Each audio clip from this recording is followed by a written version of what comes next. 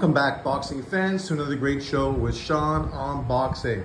So I was just watching Ade Oladipo. You guys may be familiar with him from his time on YouTube. Still has a YouTube channel. Check him out.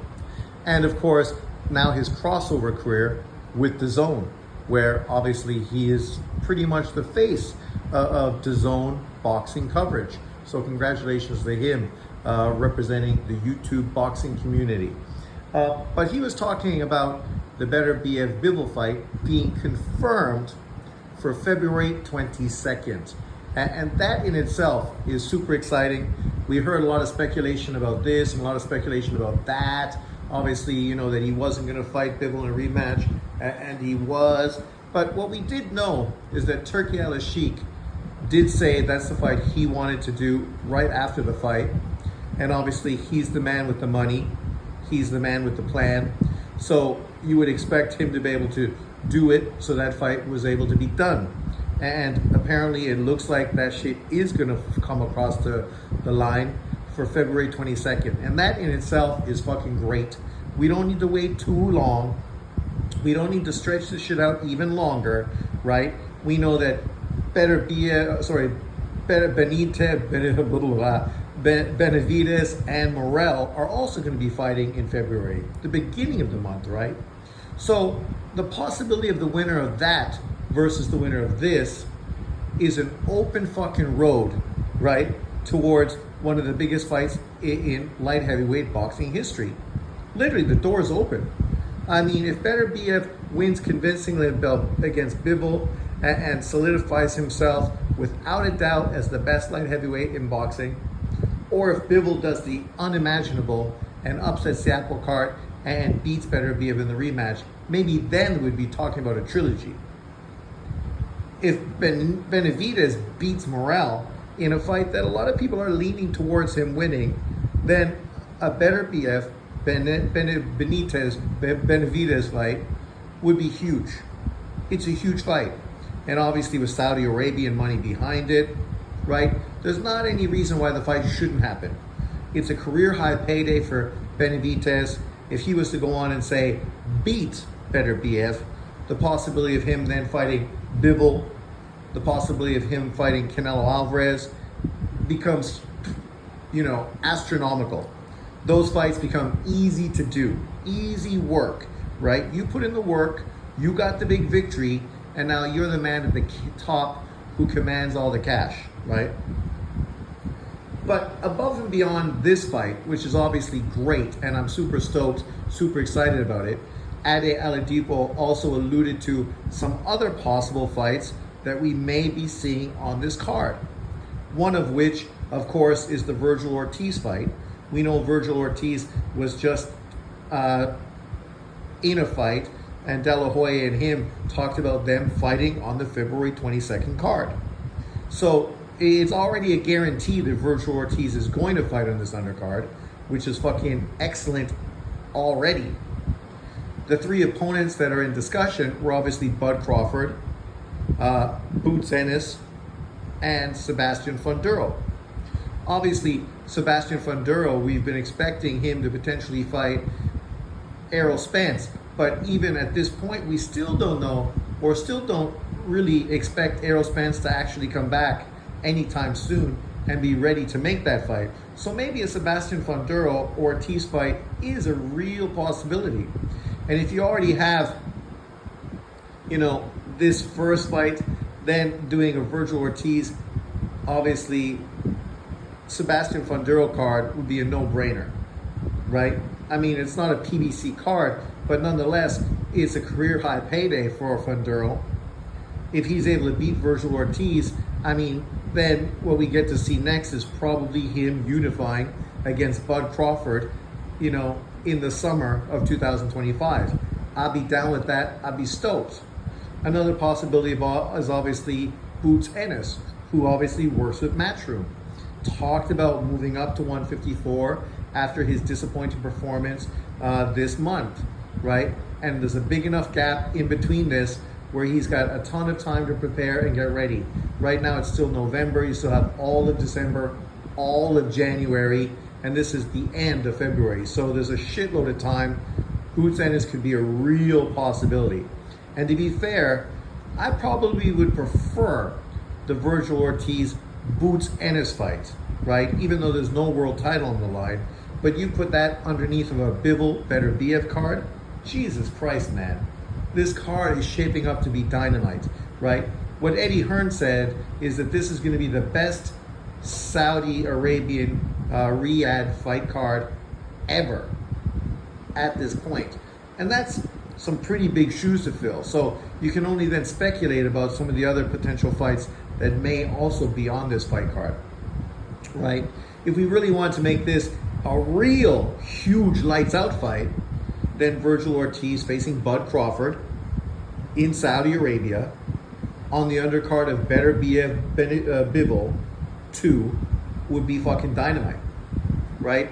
And it would be time for Bud Crawford to get back in the ring because, you know, it's going to be about a year since his last fight. We don't want to see him so inactive, but at the same time, being an older guy with tough training camps, maybe it's a good way to keep his body, you know, healthy enough to extend his career a little bit. But an Ortiz, Bud Crawford, WBA world title fight, dynamite, right? And that really elevates this card huge because now you have 3 pound for pound top 10 fighters on this card with Bivol, Beterbiev, and Bud Crawford. So that's dynamite in and among itself. Then you talk about what also he's been speculating about, Daniel Dubois. Daniel Dubois said that if he wasn't able to get the rematch with AJ, that he wants to get back in the ring as well.